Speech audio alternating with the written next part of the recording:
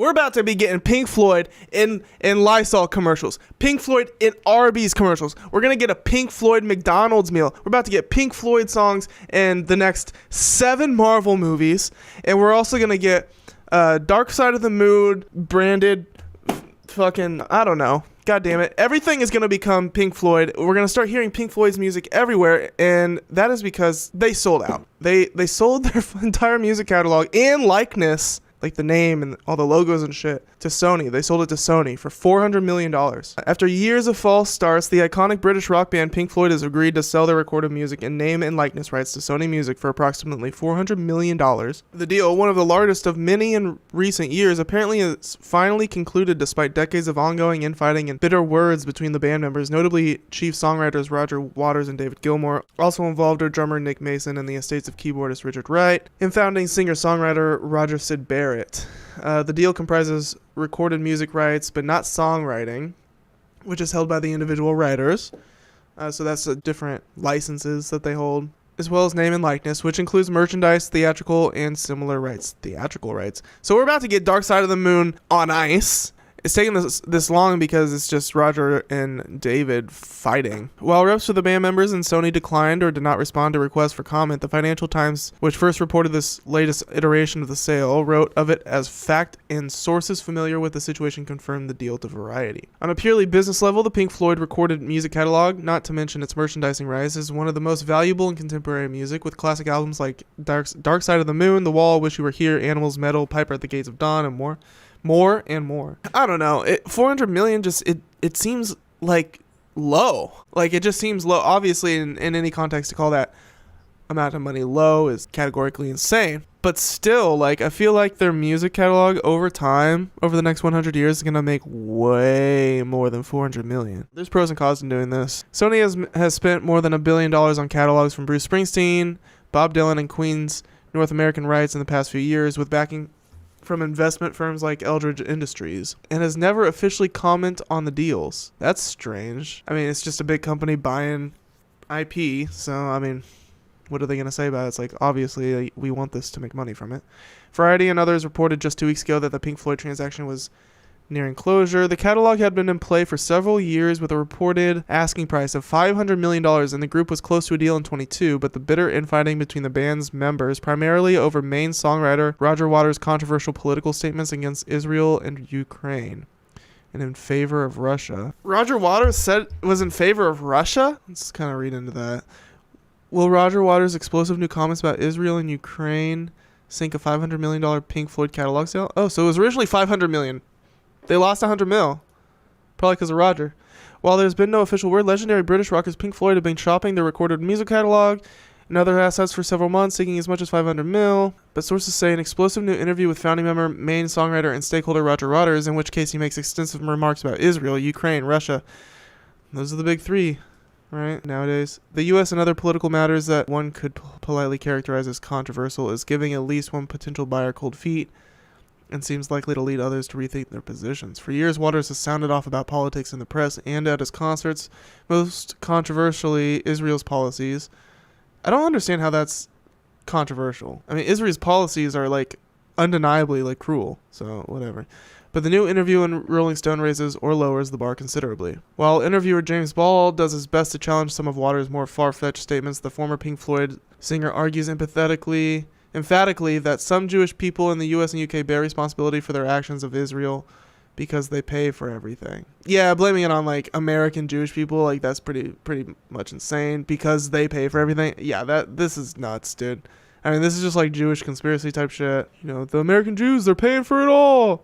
It's like, nah, dude. It's called the United States government. That well-documented accounts of Russian war crimes in Ukraine are lies, that the U.S. is the most evil country in the world, of all by a factor of at least 10 times, that Russia's brutal military involvement in Syria is justified because they were there at the invitation of the Syrian government, which is led by one of the world's most murderous dictators, Bashar Assad. So all of those weird-ass statements by Roger Waters 2 years ago complicated the deal. There seems little question that Waters' incendiary comments, which have made him a pariah from all but his biggest fans and cost him his solo record deal, devalued the catalog by $100 million. That's crazy. That's $100 million mistake, my friend. That's a lot of money. That's a big mistake. Surprisingly, the deal concludes as Israel's multi-front wars in the Middle East are reaching a new peak of violence, which opens Sony up to a firestorm of criticism for paying such a hefty sum to Waters.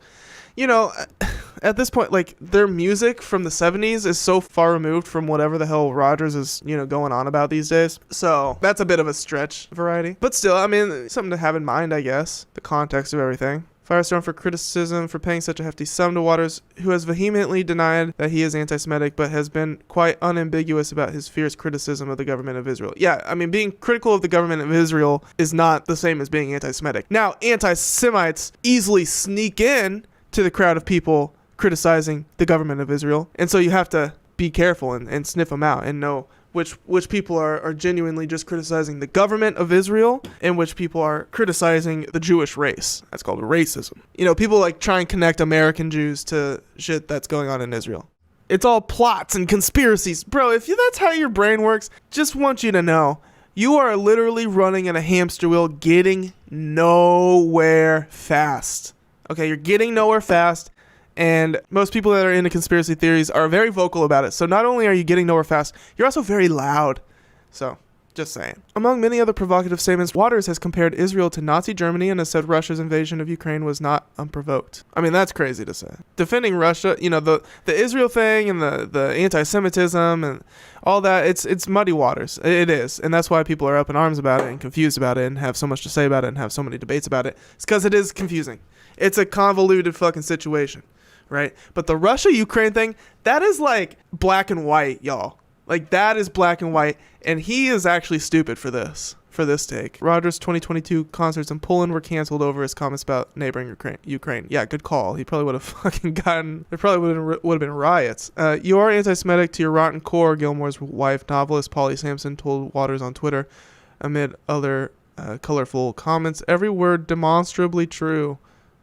Gilmour added. Waters refuted their comments as incendiary and wildly inaccurate. Waters, maybe he's not like an actual like Nazi anti-Semite, but he is not doing himself any favors with the way he talks. Like, he is. Gilmour recently told Rolling Stone that he was interested in a sale less for financial reasons than to be rid of the decision making and the arguments that are involved in keeping it going, which he described as my dream. The companies that were close to a deal with the group in 2022 said to Hypnosis, Warner Music, and BMG have all had leadership changes since then, and earlier this year BMG dropped Waters from its roster as a solo artist. Waters' comments were a major factor in the deals falling apart, although a variety of other factors, including rising interest rates, tax issues, and the sinking value of the British pound, also played a role. Okay, yeah. So yeah, I mean, the only reason they had him around still, it's like, not only is it like expensive to keep you around, but now you are toxic as fuck. So, bye-bye. Caught in the middle of the dispute is Mason, who said in 2018, it's really disappointing these rather elderly gentlemen are still at loggerheads. And some British ass shit if I have ever heard it. This is great. The Cars catalog got sold for $1.27 billion, but Pink Floyd got sold for $400 million. Like, what reality is that? That's weird. Tom Petty, 1.2 bill. Queen, 1.2 bill. Tame Impala, whoa, undisclosed. Michael Jackson, 600 mil. Yeah, so if an artist is in any controversy at all, it looks like their value gets halved. That's insane. No matter the popularity, I guess. I mean, just like generally speaking, this is nuts. I didn't realize how damaging. Kanye's catalog at this point has got to be worth like 50 million. Right? Like, think about that. And you might say, what the fuck are you talking about, man? It's Kanye. Yeah, that's what I would have said about Pink Floyd. But look at this. Pink Floyd, one of the members of Pink Floyd got in some controversy, and all of the other members rallied against that person, and their shit still got halved. It should have been, at least, if this is the top here, 1.27 bill for bands like Queen and Tom Petty.